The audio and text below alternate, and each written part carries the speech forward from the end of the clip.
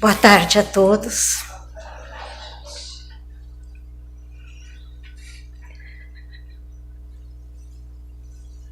Obrigada, Pai, por vossa infinita misericórdia. Que sejamos também nós misericordiosos quando nos sentirmos magoados, ofendidos, machucados. Obrigada, Pai, por vossa infinita paz. Que permitamos que a vossa paz esteja sempre em nosso coração. E que sejamos nós também instrumentos de paz por onde passarmos nesta nossa jornada terrena. Obrigada, Pai, por vosso infinito amor.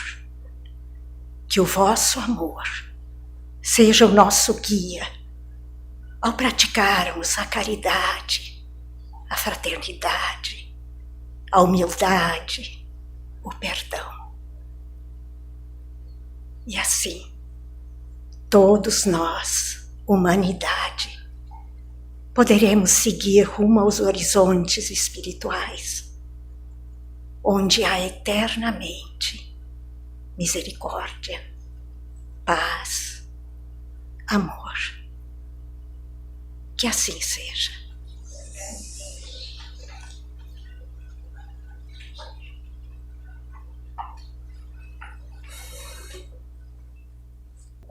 Então, muito boa tarde a todos. Que a infinita misericórdia de Jesus esteja com todos nós. E mais uma vez estamos aqui nesta casa de amor. E hoje, em especial, falaremos de um tema muito importante em nossas vidas: a semente. E no livro Pão Nosso, no capítulo 7, que fala sobre a semente, nos diz assim: e quando semeias, não semeias o corpo que há de nascer, mas o simples grão de trigo ou de outra e qualquer semente. Nesse capítulo especial, a última parte me tocou muito, que diz assim: no esforço redentor, é indispensável que não percam de vista as possibilidades pequeninas, um gesto, uma palestra, uma hora, uma frase que pode representar sementes gloriosas para edificações imortais, imprescindíveis, pois jamais desprezá-las. No contexto da vida de Jesus, em especial, nós olhamos e lemos todo o seu evangelho e ele nos dá parábolas maravilhosas. E se você parar e começar a notar, quantas parábolas de plantas boas, plantas más, sementes boas, sementes ruins. Quantas parábolas do grão de mostarda, do homem que saiu a semear sementes, a boa planta, a má planta, aquela que não foi plantada por Deus será arrancada e jogada ao fogo. Enfim, nessa conotação que ele coloca, é algo primordial. Se ele tanto fala em sementes, quer dizer que ele também semeou e aguardou que no futuro nós estivéssemos maduros o bastantes para colhermos os seus frutos e agora colocarmos em prática a divisão desses frutos maravilhosos, que é a doutrina espírita codificada por Allan Kardec. Em especial, você observa que tipo de semente você está espalhando na vida. Desde o seu nascimento, você está produzindo algo em torno de você. Algo agradável, algo não muito agradável, algo conforme a sociedade gosta, como a sociedade não gosta. Você tem que tipo de conduta você faz a participação na vida que você faz, que você coloca ação, suas atitudes, suas ações, seu modo de viver, o que você deixará à terra quando partir. Nós, espíritos, sabemos de antemão, estamos carecas de saber que deixaremos o corpo de carne um dia. Deixaremos esse invólucro corporal, sairemos daqui com uma bagagem. E que tipo de bagagem você está colocando em seu ser? As sementes que você está espalhando estão já frutificando, estão crescendo? O que estão produzindo? Se não estão, qual é o seu contexto da sua vida? Você já parou para pensar um pouco? Dê uma refletida. E hoje eu quero contar aquela parábola que para mim é uma das melhores que fala sobre a semente. Que um homem saiu a semear. E semeando pelo caminho, algumas sementes caíram pela estrada e os animais dos céus, ao enxergaram o caminho, comeram. E ele continuou a semear sem duvidar. Chegando até um pedaço da estrada, existiam muitas pedras, e algumas sementes caíram pelo longo do caminho. Elas, ao crescerem, não tinham muita terra e profundidade. O sol muito alto e forte, tendo nelas, as queimaram, e elas não produziram nada. E o homem continuou firme em seus propósitos a semear. Passou por um outro terreno, que espinhos pequenos cresciam, e ele tentou também espalhar sementes naquele tipo de campo. Mas os espinhos da ignorância cresceram muito mais que as plantas e as afogaram. Em seguida, ao encontrar um campo bom, um campo saudável, semeou com muita alegria. Aguardou as chuvas e naquele campo uma semente produziu 30, outras 50, outras 100, outras 1000, como diz a parábola. E nós, ao recebermos essa parábola tão simples, quando vamos buscar os campos de dificuldades que nós temos, nós conseguimos espalhar sementes de esperança às criaturas que vêm ao nosso encontro?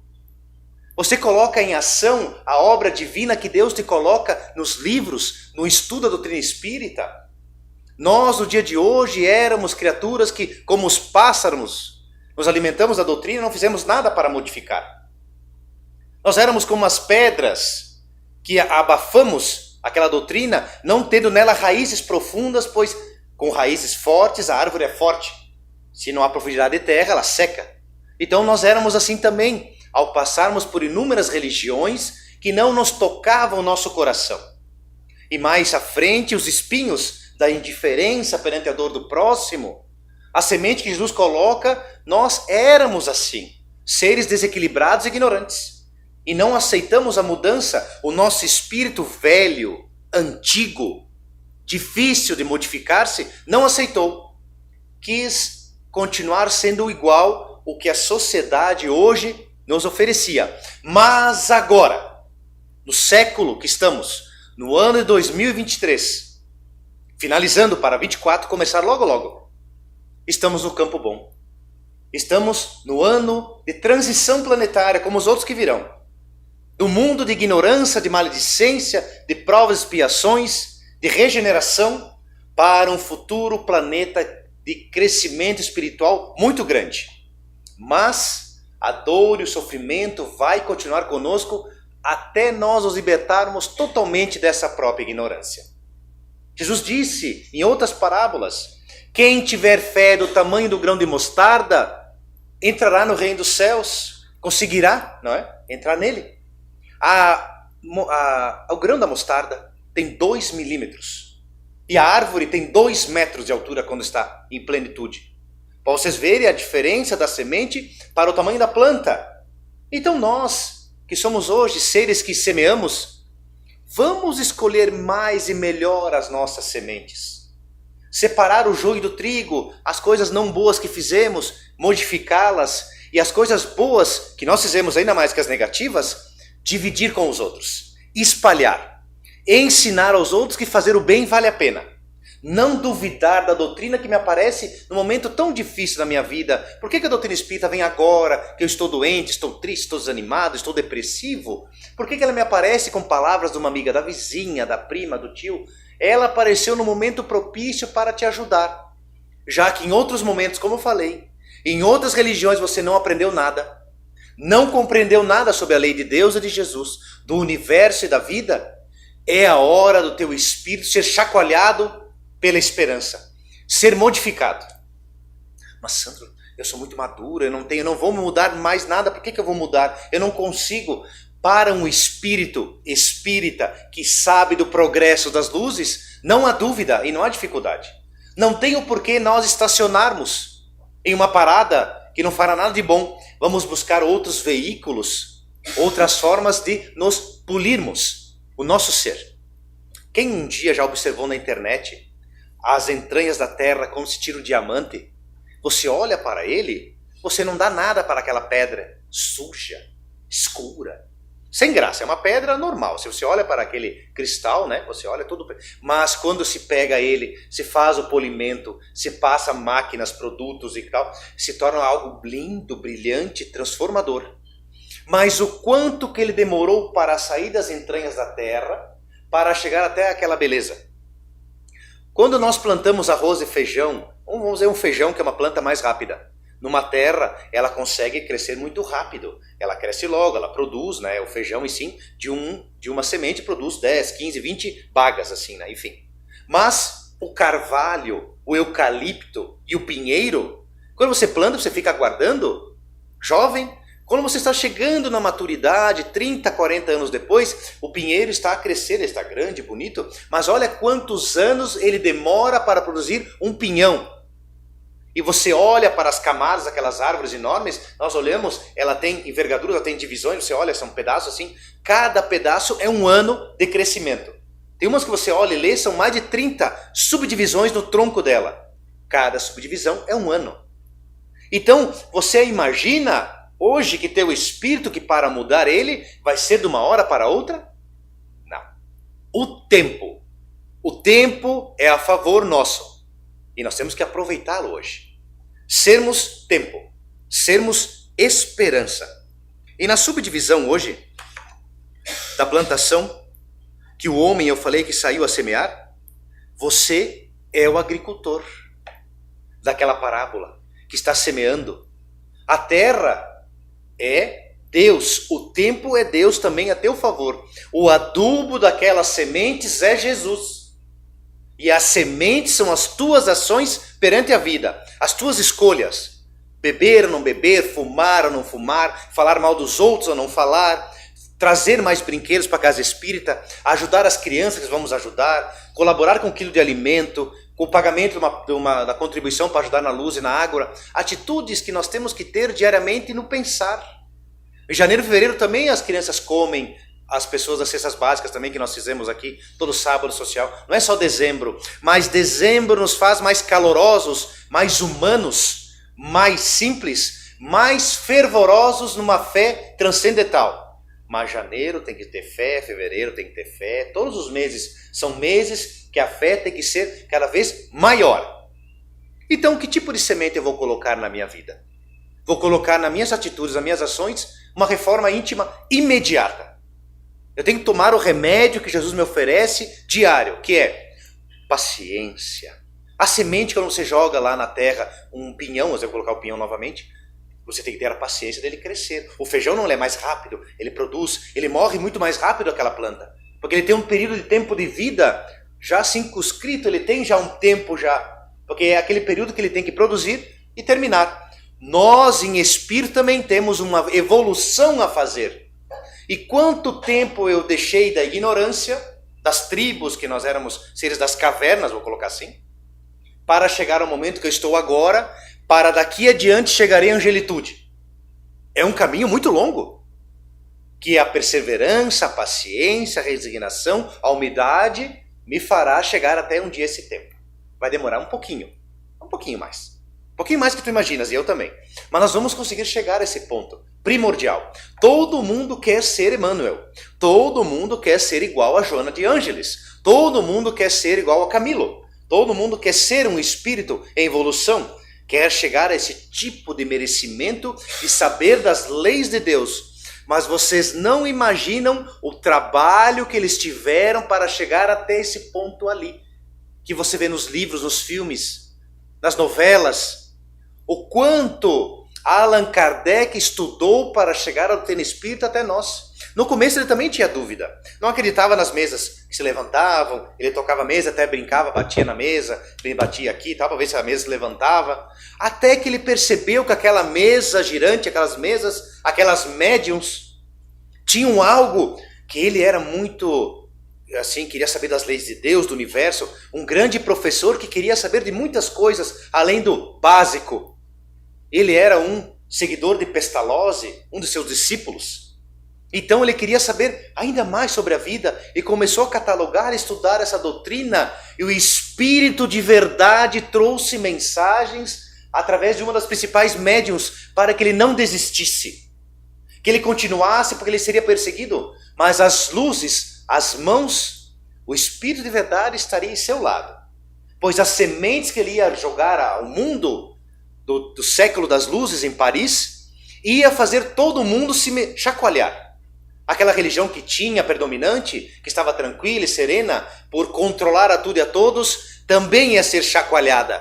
Ela também ia ter que mudar para seguir Jesus. As pessoas em todas as religiões podem observar, tem que estar sempre mudando e evoluindo. Elas não conseguem somente seguir as velhas escrituras. Elas têm que colocar boas e palavras novas no novo evangelho de Jesus, que está aí às nossas portas. Todo mundo evolui. Todo mundo cresce. E Allan Kardec, persistente.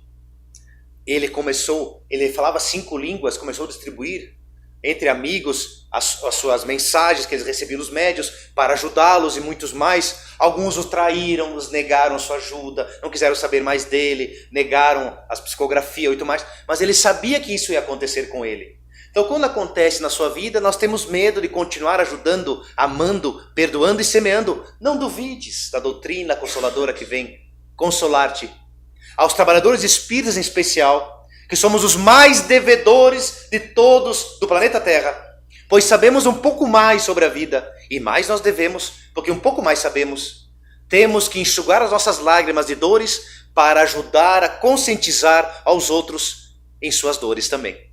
Quantos e quantos trabalhadores que estão na semeadura, que estão trabalhando, enxugam lágrimas ao lado e dão boas ideias aos próximos. Quantas e quantas vezes Divaldo Franco, na sua vida, está com dores, o corpo já não corresponde mais, e ele está lá psicografando, conversando, ajudando, semeando bem.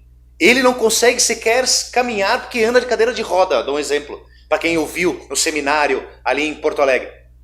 Ele não consegue sequer conversar muito, mas ele se esforça para aliviar-nos as nossas dores. E observando isso, ele veio agora em Porto Alegre um dia desse atrás. O que mais precisa de Divaldo Franco para nós entendermos Jesus? O que mais Chico Xavier precisa passar para você que você não entendeu a mensagem de Jesus? Todo mundo, todo esse resumo de livros que temos na nossa biblioteca, todo o contexto espiritual da doutrina espírita é a mensagem do Cristo para nós. Amar a Deus acima de todas as coisas e ao próximo como a si mesmo. Através dos médiuns, da doutrina desses irmãos que eu falei, estão ajudando a nós chegarmos à palavra mais fácil para nós compreendermos ela. Pois lemos o Evangelho, parece difícil. Aí lemos um livro, compreendi. Lemos outro, também. E um dos livros primordiais para mim, das sementes que eu pude observá-la, é Paulo Estevão. Parece um livro tão difícil. Ele é um manancial de esperança para a eternidade. Vai ser um livro eternizado. Porque ele nos traz o cristianismo começando os primeiros anos das suas perseguições. E nós, às vezes, somos perseguidos onde nós estivermos. Não vamos temer como os cristãos. Elevemos nossa prece a Jesus, Senhor, ave Cristo, aos cristãos, que o seguem com amor. Não duvides da palavra dele, porque duvidas tanto às vezes? Porque duvida dessa doutrina transformadora de opiniões? Se às vezes a nossa doutrina não cresce como nós gostaríamos, como aparece no jornal, os espíritas estão diminuindo, aumentando, não importa, nós não estamos aqui para transformar as pessoas em espíritas, estamos aqui para aliviar dores. Não importa a quantidade, o que importa é a qualidade do trabalho que você faz, que você distribui, que você faz a ação. Por que duvidas tanto da doutrina quando te oferece um livro para ler, uma mensagem para modificar? Aquela palavra que você precisa escutar, você passa para os outros e quem sabe aquela mensagem serve para você. Você não pode duvidar mais. As luzes estão sobre as nossas cabeças. Quantos livros mais precisamos ler e estudar para compreender? O estudo na doutrina espírita, como diz Allan Kardec, ele é necessário para sempre. Então, não vamos duvidar e buscar ainda mais essas luzes. Temos mais de 1000 livros na biblioteca, com caminhos diferentes para chegar ao mestre, nos sentimos mais simples. Tirarmos de nós aquelas coisas ruins que nos fazem mal. Eu tenho que mudar meu pensamento. E hoje eu tenho que destruir as sementes más e produzir as sementes boas. E para quase encerrar, lembrei-me de uma parábola linda das sementes agora. Que um homem, querendo casar-se com a menina mais linda da China, propôs a elas algo muito importante. Deu a 10 meninas 10 vasos com 2 sementes cada um, dizendo a elas: dou a você esse vaso, e daqui 60 dias você traz para mim a planta que crescer nesse vaso. Todas elas eufóricas para casar com aquele grande rei da China, saíram felizes com os vasos com suas sementes. No retorno após os 60 dias, umas vieram com umas flores, coisa mais linda, umas rosas, umas amarelas, umas cor-de-rosas, uma boca de leão, com flores assim lindas, que ele ficou maravilhado.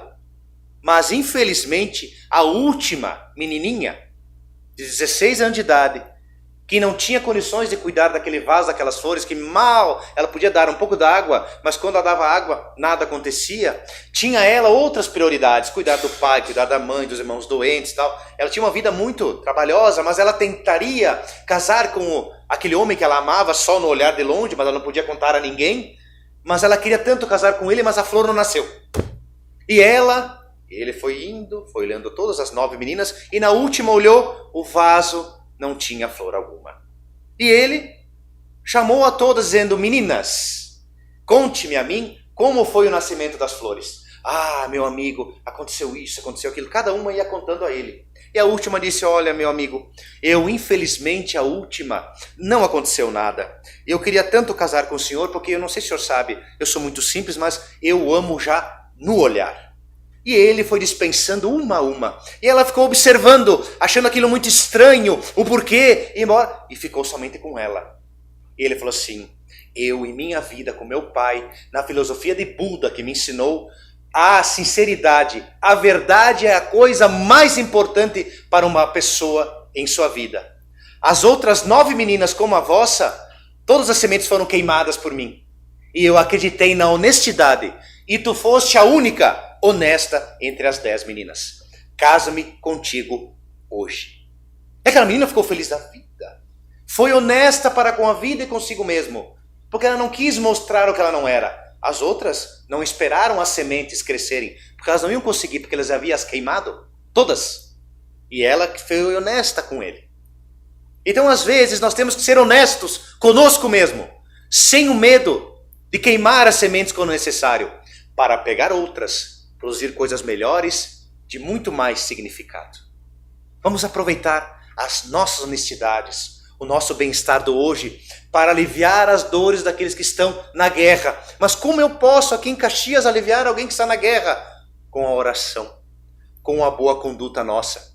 Porque não é porque o Hamas é errado, Israel é errado. Nós também fizemos em casa, em nossa vida, guerras horríveis, muito pior do que a deles. E nós não paramos para pensar às vezes, pois temos preconceito com os outros de cor diferente, de sexo, de escolhas diferentes, de opiniões diferentes das nossas. Nós também guerreamos com os outros, queremos modificar e dizer que a nossa conduta, o nosso pensamento espírita é somente ele o correto e digno. E não é assim. Nós temos que respeitar opiniões dos outros, porque os outros não vivem como você vive. A opinião deles é uma coisa, a vida deles, o problema é deles, não é vossa. Então você tem que se comprometer-se consigo, observar que você também está fazendo uma guerra, você também está prejudicando, alimentando ódio, às vezes, entre as pessoas, entre as situações que você não se percebe, não se dá conta. Mas quando se dá conta, meu Deus, que vergonha que eu não ajudei fulano, porque eles têm rastafari no cabelo, ele anda diferente, ele tem uma cor de cabelo diferente, aquelas coisas que nós podemos ter e modificar, podemos conseguir mudar. Só depende de nós e de cada um. Vou vencer, vou sair daqui muito melhor. Mas tudo que ele já falou, eu já faço. Ótimo, continue fazendo e divulgue para que os outros também façam o que você faz. E para nós encerrarmos essa nossa conversa de hoje, Casimiro Cunha manda para nós uma mensagem linda sobre o bom semeador ao bom semeador. E esses 4 versos eu achei lindo e quis trazer para vocês, para que nós nos coloquemos à vontade de Deus perante a nossa semeadura. Não tenhamos pressa de colher. Quero colher a boa ação que eu fiz, quero colher o bem-estar da família. Faça semeaduras, aonde for. Ajude as entidades que conseguir. Se não conseguir nenhuma entidade, ajude a principal entidade, que é você mesmo. Se conheça, olhe em si e veja o que você precisa modificar. Busque anotar num caderno quais são as boas ações que você vai fazer ano que vem. As coisas boas que você faz e as coisas ruins, busque nelas a mudança. Eu vou ser mais humilde ano que vem, quero ser mais simples, quero transformar em mim isso, quero buscar a reforma íntima. Anote, trabalhe. 3 atitudes por ano, até o final da vida, viraremos anjos. E Casimiro Cunha diz assim: ao bom semeador. Semeador da verdade, há lobos no teu caminho, que sob tua imagem de ovelha, vem ao redil de mansinho. Toda semente que guardas contém o germe da luz, do ensinamento divino, do Evangelho de Jesus. Semeia as bênçãos de Deus, há de vencer todo orgulho, e um dia florescerá do espinho ao pedregulho. Defende-te e não te entregues ao lobo de uma perjura. O mestre não tolerou a máscara da impostura. A chave de ouro do Cristo, na humildade soberana, foi defender a verdade na cruz da maldade humana. Então, eu convido a todos os irmãos, peço perdão por alguma palavra incorreta que eu falei, que o meu português ainda não está perfeito, mas um dia melhorará. Então eu convido aos nossos queridos irmãos, a todos os trabalhadores, que possamos agora, junto aos irmãos médiuns que vão dar passe a nós, não é? Que esse passe seja um passe de amor como sementes de esperança aos nossos corações. Mestre Divino amado, muito obrigado por essa tarde maravilhosa. Que tua luz esteja conosco sempre, recuperando o passado e plantando bem para o futuro com muito amor. Pedimos perdão, Senhor, por nossas faltas, por nossos erros, pois quem somos nós para apontar os erros do nosso irmão alheio? E acima de tudo, dai-nos fé, força e coragem, pois quem ama a Deus acima de todas as coisas e ao próximo como a si mesmo vence sempre. Que possamos agora receber e absorver as energias do espaço sideral, espaço esse que vem preencher nosso coração de alegrias, de bênçãos e de amor. Muito obrigado, Senhor, por essa oportunidade. Que tua infinita misericórdia esteja conosco hoje e sempre. E que assim seja.